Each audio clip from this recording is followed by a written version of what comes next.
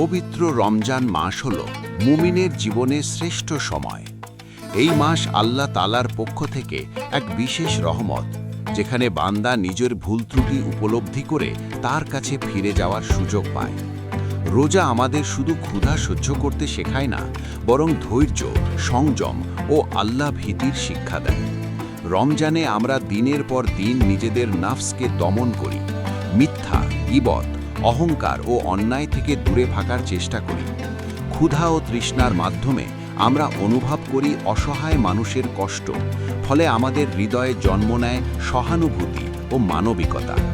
এই মাসেই পবিত্র কুরআন নাজিল হয়েছে, যা মানবজাতির জন্য হেদায়েত ও সত্যের আলো। রমজান হলো তওবা করার মাস, নিজেকে বদলে ফেলার মাস। আল্লাহ তাআলা এই মাসে বান্দার দোয়া কবুল করেন এবং গুনাহ মাফ করে দেন। তাই আসুন আমরা রমজানকে শুধু রোজার মাস হিসেবে নয়, বরং চরিত্র সংশোধনের মাস হিসেবে গ্রহণ করি। আল্লাহ তাআলা যেন আমাদের সবাইকে রমজানের প্রকৃত শিক্ষা অনুযায়ী জীবন পরিচালনা করার তৌফিক দান করেন। আমিন। ধর্মীয় প্রচারে গোলাম কিবরিয়া অপু, প্রতিষ্ঠাতা সভাপতি, শৈশব মেলা, বাংলাদেশ।